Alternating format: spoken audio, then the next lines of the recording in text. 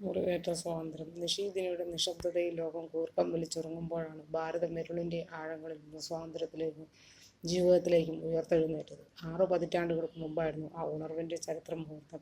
2 പതിറ്റാണ്ടോളം നീണ്ടുനിന്ന വൈദേശിക വാഴ്ചയും അതിനെതിരായി 1 നൂറ്റാണ്ടോളം നീണ്ടുനിന്ന സഹനസമര പോരാട്ടങ്ങളുടെയും പ്രതിഫലമാണ് സ്വതന്ത്ര ഭാരതം.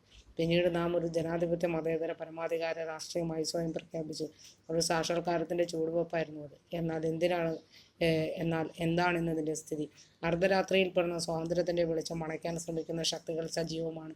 സ്വതന്ത്ര ഭാരതത്തിൻ്റെ ജനാധിപത്യത്തെയും മൂല്യങ്ങളെയും ഭരണഘടനയെയും മഹാപൈതൃകത്തെയും നാം വെല്ലുവിളിക്കുന്നു. ജീവനും സ്വത്തിനും സംരക്ഷണം നൽകേണ്ടവർ തന്നെ അധികാര തേർവാഴ്ചയുടെ അന്ധതയിൽ പരമാധികാരത്തെയും ഭരണഘടന അനുശാസിക്കുന്ന അവകാശത്തെയും നിഷേധിക്കുന്നു.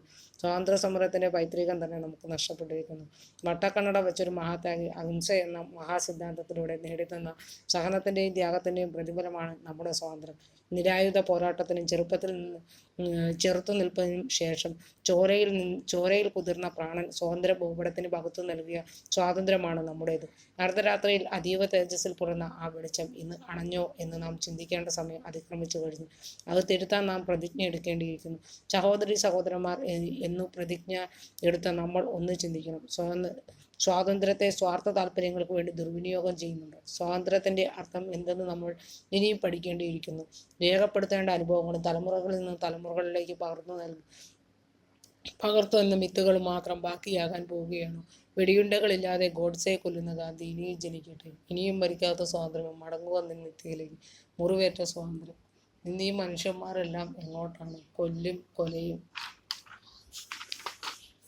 അടിയും പിടിയും പ്രശ്നങ്ങളാണ്.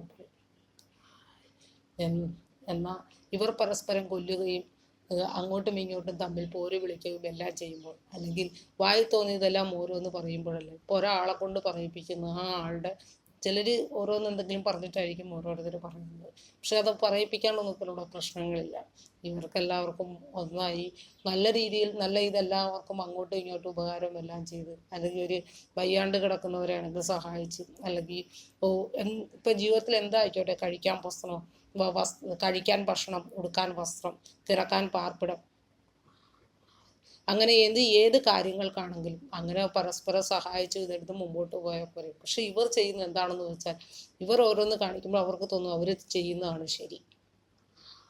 പക്ഷെ എല്ലാ മനുഷ്യരും ഒരുപോലെ നന്നായാലാണ്, അല്ലെങ്കിൽ ഒരൊറ്റ മനസ്സോടുകൂടി നടക്കുമ്പോഴാണ് ലോകം നന്നാവുകയുള്ളൂ, നാട് നന്നാവുകയുള്ളൂ. അതിന് എല്ലാ ജനങ്ങളും നന്നാവണം.